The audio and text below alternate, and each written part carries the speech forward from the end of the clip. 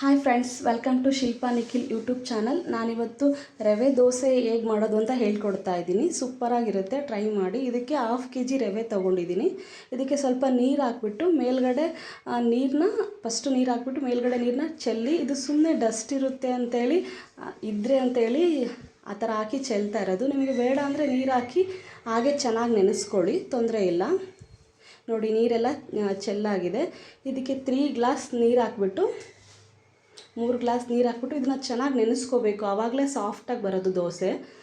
ಒಂದು plate close ಮಾಡಿಬಿಟ್ಟು ಒಂದು 2 hours ನೆನೆಯೋಕ್ಕೆ ಬಿಟ್ಬಿಡೋಣ. ಅಷ್ಟರೊಳಗಡೆ ಇದಕ್ಕೆ ಬೇಕಾಗಿರೋಂತಹ ಈರುಳ್ಳಿ, ಕ್ಯಾರೆಟ್ ಎಲ್ಲ ತುರ್ಕೊಂಡು ರೆಡಿ ಮಾಡಿ ಇಟ್ಕೊಂಡಿದ್ದೀನಿ. ನೋಡಿ, ಈರುಳ್ಳಿ, ಕ್ಯಾರೆಟು, ಕೊತ್ತಂಬರಿ ಎಲ್ಲ ಚಿಕ್ಕದಾಗಿ ಕಟ್ ಮಾಡ್ಕೋಬೇಕು. ನೋಡಿ, ಇದು 1 hour ಆಗಿದೆ ನಾನು ನೆನೆಸಿಟ್ಟು. ನೋಡಿ, ಇದಕ್ಕೆ ಎಲ್ಲನೂ ಕ್ಯಾರೆಟು, ಈರುಳ್ಳಿ, ಕೊತ್ತಂಬರಿ ಎಲ್ಲನೂ ಹಾಕ್ಬಿಟ್ಟು, ಈರುಳ್ಳಿನ ಬಂದ್ಬಿಟ್ಟು ತುಂಬ ಚಿಕ್ಕದಾಗಿ ಕಟ್ ಮಾಡ್ಕೊಳ್ಳಿ. ದಪ್ಪ ಇದ್ದರೆ ಬೇಯುವಾಗ ಚೆನ್ನಾಗಿ ಅನಿಸಲ್ಲ. ಸೊ ಎಲ್ಲ ಐಟಮ್ಸ್ ಹಾಕ್ಬಿಟ್ಟು ಚೆನ್ನಾಗಿ ಮಿಕ್ಸ್ ಮಾಡಬೇಕು. ನೀಟಾಗಿ ಹದವಾಗಿ ಮಿಕ್ಸ್ ಮಾಡಬೇಕು. ಜಾಸ್ತಿ ನೀರು ಹಾಕ್ಕೊಳಕ್ಕೆ ಹೋಗಬೇಡಿ. ಈ ಥರ ಮಿಕ್ಸ್ ಮಾಡಿ 1 hour ಬಿಟ್ಬಿಡಿ. ಹಾಗೇ ನೋಡಿ, 1 hour ಬಿಟ್ಟಾದಮೇಲೆ ನೋಡಿ, ತುಂಬ ಚೆನ್ನಾಗಿ ನೆಂದ್ಕೊಂಡಿದೆ.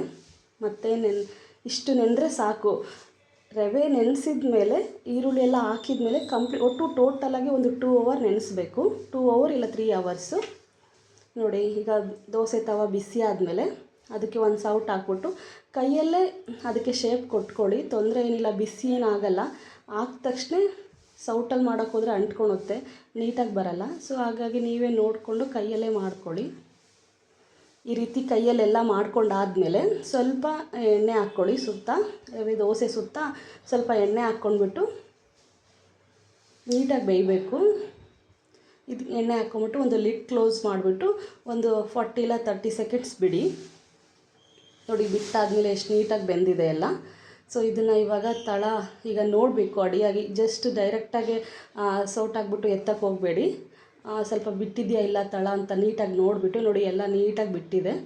ಆಮೇಲೆ ತಿರುವಾಕಿ ಈಗ 2 ಕಡೆ ಸೈಡಲ್ಲೂ ಕೂಡ ನೀಟಾಗಿ ಚೆನ್ನಾಗಿ ಬೇಯಿಸ್ಕೋಬೇಕು. ಇನ್ನೊಂದು ಸ್ವಲ್ಪ ಸುತ್ತ ಒಂದು ಅರ್ಧ ಸ್ಪೂನ್ ಆಗುವಷ್ಟು ಆಯಿಲ್ ಹಾಕಿ ನೀಟಾಗಿ ಚೆನ್ನಾಗಿ ಕ್ರಿಸ್ಪಿಯಾಗಿ ಬೇಯಲಿ ಅಂತ ಅಷ್ಟೇ.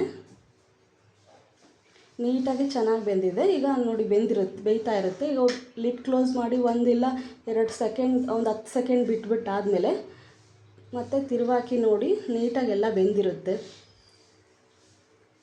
ಬೆಂದಿಲ್ಲ ಅಂದರೆ ಇನ್ನೊಂದು 30 seconds ಇಟ್ಬಿಟ್ಟು ಲಿಡ್ ಕ್ಲೋಸ್ ಮಾಡ್ಕೊಳ್ಳಿ.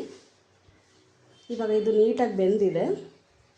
ನೋಡಿ ಎಷ್ಟು ನೀಟಾಗಿ ಎಲ್ಲ ಈರುಳ್ಳಿ ಎಲ್ಲನೂ ರವೆ ಎಲ್ಲ ನೀಟಾಗಿ ಬೆಂದಿದೆ. ಸೊ ದೋಸೆ ರೆಡಿಯಾಗಿದೆ. ಇದಕ್ಕೆ ಕಾಂಬಿನೇಷನ್ ಅಂದರೆ ಶೇಂಗಾ ಚಟ್ನಿ, ಕಾಯಿ ಚಟ್ನಿ, ಬಟ್ ಚಟ್ನಿನೇ ಸೂಟ್ ಆಗೋದು. ಚಟ್ನಿ ತುಂಬ ಚೆನ್ನಾಗಿರುತ್ತೆ. ರವೆ ದೋಸೆ ಅಂತೂ ಸೂಪರಾಗಿರುತ್ತೆ. ಈ ರೆಸಿಪಿ ಟ್ರೈ ಮಾಡಿ, ತುಂಬ ಚೆನ್ನಾಗಿದೆ. Thank you for watching.